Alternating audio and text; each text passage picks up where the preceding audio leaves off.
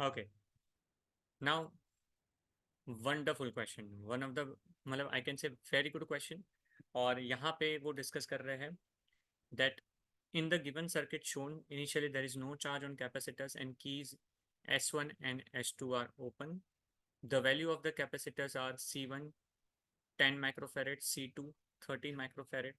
So मैं लिखते जाता हूँ यहाँ पे 10 microfarad, C2 है 30 microfarad,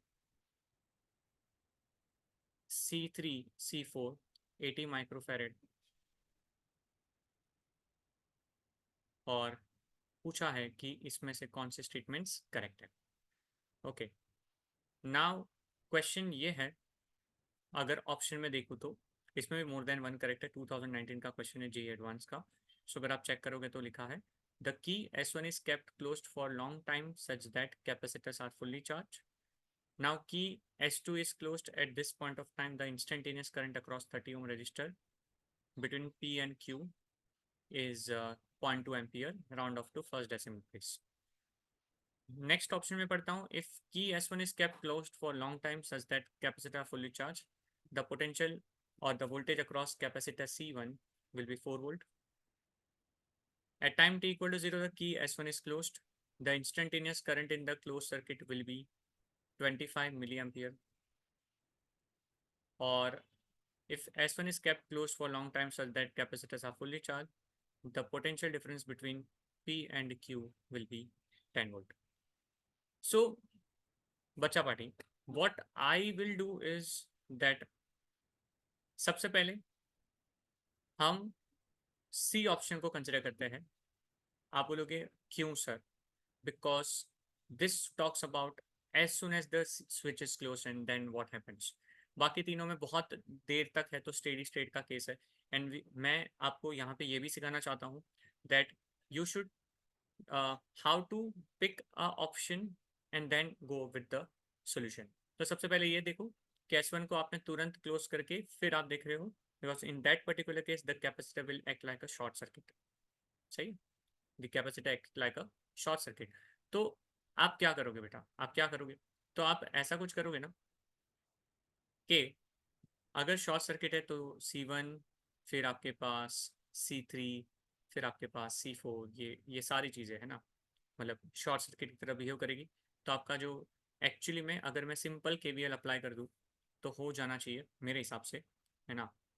आई जो रहेगा I that must be is equal to, circuit में सिर्फ यही एक अकेली बैटरी बचेगी क्योंकि S2 को क्लोज किया ही नहीं, तो वो हो जाएगा 5। और उसको डिवाइड करना पड़ेगा। मैं अगर देखूँ तो यहाँ पे 70 है, यहाँ पे 100 है, और यहाँ पे 30 है। सो अगर मैं इन तीनों को ऐड कर दूँ तो मेरे पास हो जाएगा 200। और अगर मैं डिवाइड करूँ तो 5 डिवाइड बाई 200 हो जाएगा, है ना, nothing but 2.5 into 10⁻⁻²। Okay, which is nothing but 25 into 10⁻³ which is nothing but 25 milli ampere. Yes और नो?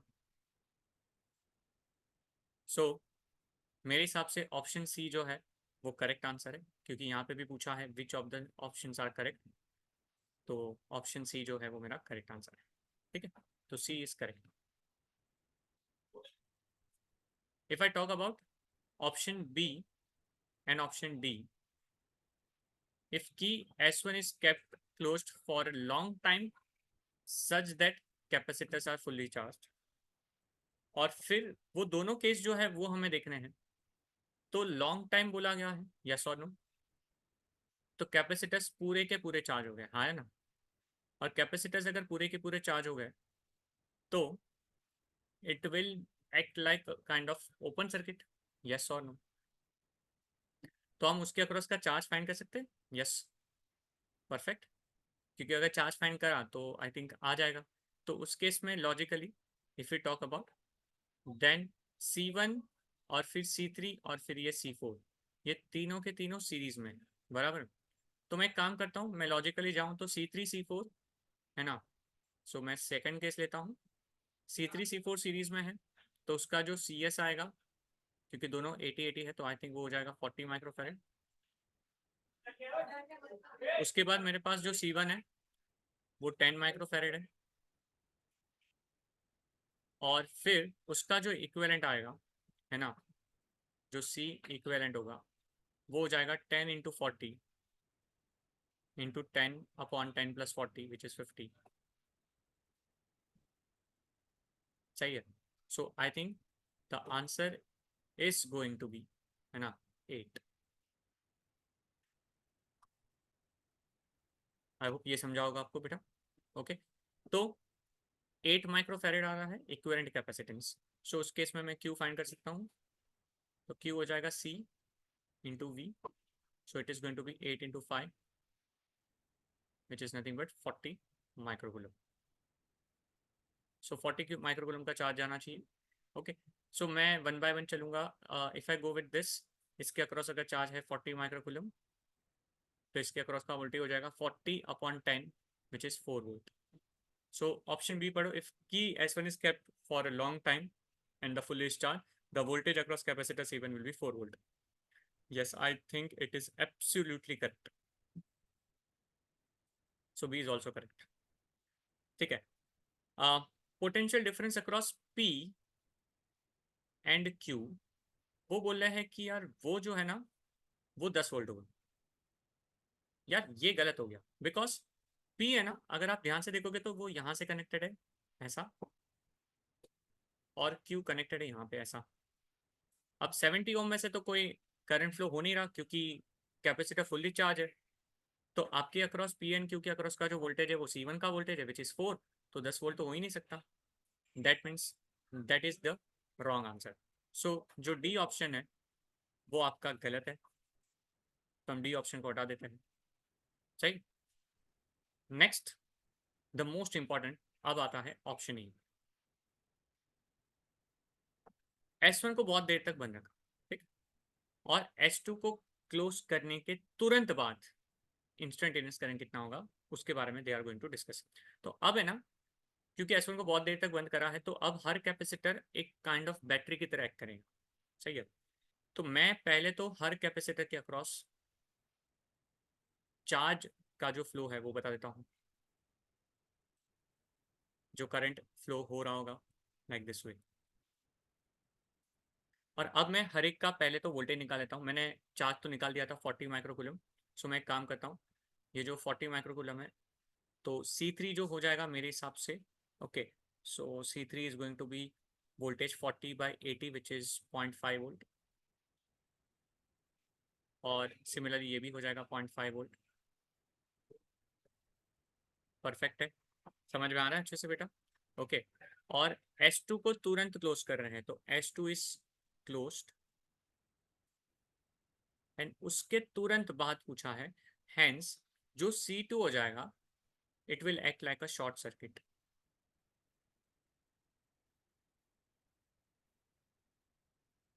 अब देखो मैं इस क्वेश्चन को कैसे एक दूसरे सर्किट में कन्वर्ट करना चाहता हूँ। अब आपका सर्किट कुछ ऐसा दिखना चाहिए, एक बैटरी, एक्चुअली अब ये बैटरी नहीं है कैपेसिटर है, याद रखी हुई है, जो 4 वोल्ट के बैटरी की तरह एक्ट करेगी, और उसके सीरीज में एक रेजिस्टेंस 70 ओम। फिर यहाँ पे और एक बैटरी। अब ये बैटरी आपकी एक्चुअल बैटरी है जो 10 वोल्ट की है, और उसका रेजिस्टेंस है 3 ohm, sorry 30 ohm. Last but not the least, अब है ये 5 वोल्ट। अब यहाँ पे देखो यार ये थोड़ा ट्रिकी है, अगर आप देखोगे तो माइनस से प्लस से, तो प्लस 0.5, प्लस से -5, माइनस से प्लस है plus 0.5। So actually equivalent voltage अगर आप देखोगे ना राइट साइड का, वो 5 - 1 होके 4 हो जाएगा। सो यहाँ पे आपके पास हो जाएगा 4 वोल्ट, और उसके बाद यहाँ पे हो जाएगा रेजिस्टेंस, अगर देखो तो 100 + 30 हो जाएगा which is 130। Perfect, I hope this should be clear. और अब क्वेश्चन है कि तुम्हें बताना है कि ये जो सेकंड ये वाला जो है ब्रांच में, इसमें कितना करंट फ्लो हो रहा है। इसके बहुत सारे मेथड है ना। Now you know the answer, कैसे फाइंड कर सकते हो। सो मैं नोडल से जाना ट्राई करूंगा, ये ए पॉइंट लेता हूँ, इसको ग्राउंड कर लेता हूँ, ठीक है, एंड फिर मैं इक्वेशन लिखूंगा, तो मैं ऐसा कुछ लिखूंगा VA - 4/70 plus V A minus 10/30 plus V A minus 4/130 is equal to 0। So मैं अब ये चाहता हूँ कि आप बेटा कैलकुलेट करो वी ए, और वी ए कैलकुलेट करने के बाद आप प्लीज़ इसमें सब्स्टिट्यूट करो और देखो कि आंसर क्या ऑप्शन ए के साथ मैच होता है नहीं होता है। मैं अब इसका आंसर नहीं बताऊंगा, ठीक है। आप यहाँ पे वीडियो को पॉज करो, वीडियो को पॉज करके फिर देखो इज द आंसर मैचिंग, और देख लो is the answer is coming to be 0.2 और नॉट, ठीक है। Once your answer comes, then आगे जाके जो नेक्स्ट पेज है वहाँ पे वेरीफाई करो कि आंसर एक्चुअली में एक करेक्ट है या wrong. Okay, very wonderful question, बहुत अच्छे से चीज़ों को ये क्लियर करता है, स्टेडी स्टेट एंड एवरीथिंग, ठीक है। चलो फाइन, सो आगे बढ़ते हैं। This is the next question.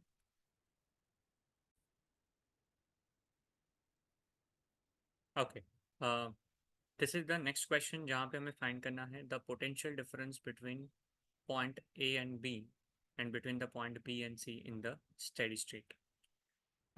इस क्वेश्चन को है ना, मतलब अलग अलग तरीके से सॉल्व किया जा सकता है। रीड्रॉ करके आप ड्रॉ कर सकते हो, क्योंकि स्टेडी स्टेट है तो 20 और 10 में से कोई करंट फ्लो नहीं होगा।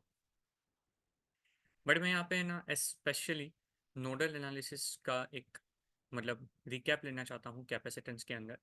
सो what I am going to do, A point का मैं वोल्टेज अज्यूम करूँगा दैट इट इज़ 100 वोल्ट, और सी पॉइंट का मैं अज्यूम करूँगा इट इज़ 0 वोल्ट, ठीक है। क्योंकि उसके बीच में बैटरी है, 20 और 10 के में जो करंट है वो तो 0 एम्पियर है, स्टेडी स्टेट है इसलिए, बाकी वरना होता, ठीक है। Now the A point is connected to D, तो ये भी 100 हो जाएगा, और क्योंकि वो यहाँ पे भी डायरेक्टली कनेक्टेड है तो ये भी 100 हो जाएगा।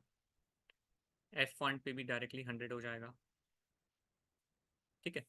विद द सेम लॉजिक अगर ये 0 है तो ई भी 0 हो जाएगा, ये भी 0 हो जाएगा, ये भी 0 हो जाएगा। आई होप ये सबको समझा होगा, ठीक है। तो अगर मान लो कि मैं इस पॉइंट का पोटेंशियल अज्यूम कर लेता हूँ, लेट्स से एक्स है, और वो डायरेक्टली कनेक्टेड है यहाँ पे भी, तो ये भी हो जाएगा एक्स। सो बी का जो पोटेंशियल है वो लेट्स से एक्स है। सो मैं क्या करने वाला हूँ, अब मैं यहाँ पे technically I am going to write down the nodal analysis, और उसमें क्या होता है कि आप कोई भी एक नोड पकड़ लो। So I am going to consider the node B, और उसके साथ जितने भी ब्रांचेस है वो सबके across I am going to write down that the summation of all the charge at a particular junction is equal to 0। Very simple funda, very simple, कोई मगजमारी नहीं है इसमें। Summation of all the charge at a particular junction equal to 0।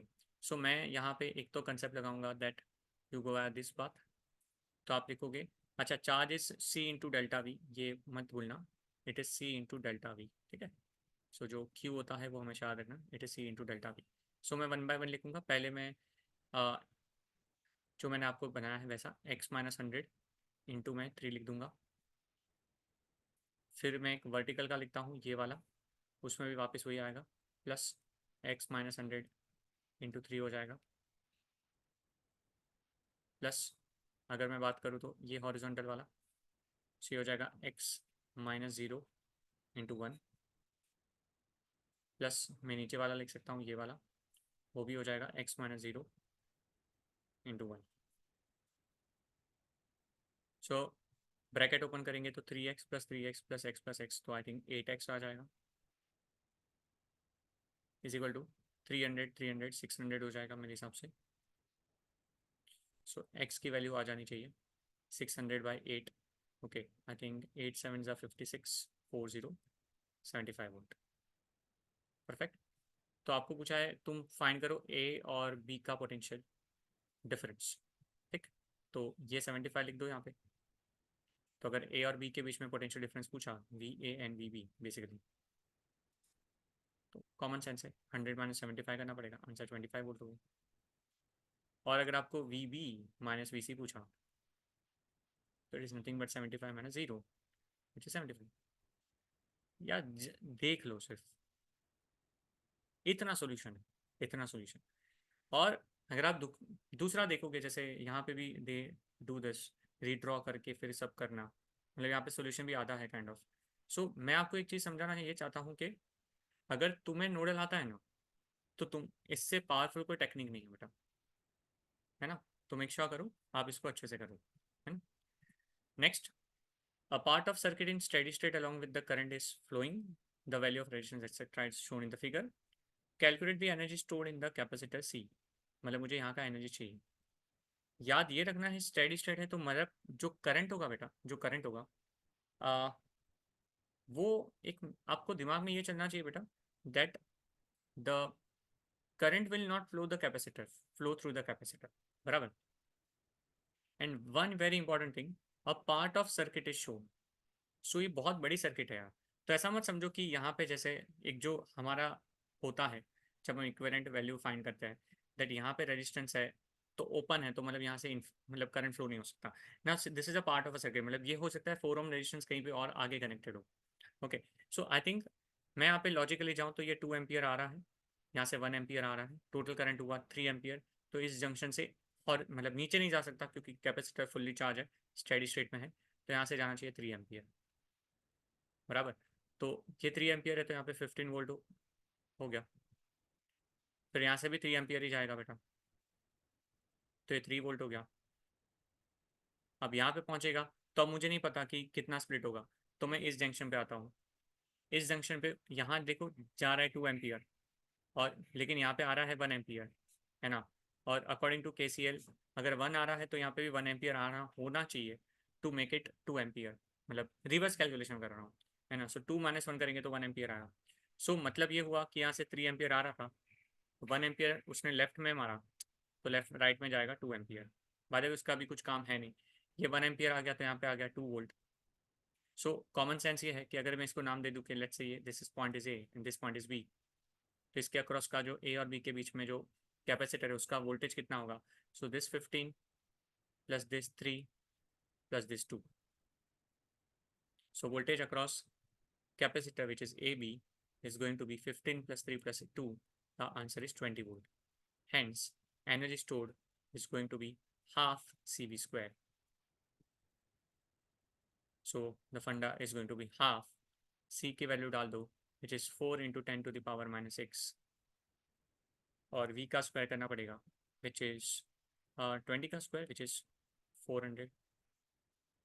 So cut हो गया बेटा, so it is nothing but 8 into 10 to the power minus 4 joule. This is the correct answer. Okay, again अगर आपका current KCL के well strong है और साथ में नॉलेज ऑफ कैपेसिटर्स बढ़िया है, तो आई थिंक आपको एक चीज़ समझ में आ रही है कि करंट इलेक्ट्रिसिटी के ज़्यादातर के क्वेश्चंस, और एक क्वेश्चन एटलीस्ट ऐसा हो रहा है जहाँ पे दे आर इंट्रोड्यूसिंग कैपेसिटर और स्टेडी स्टेट के ऊपर जा रहे हैं। Okay, so this was about the this question.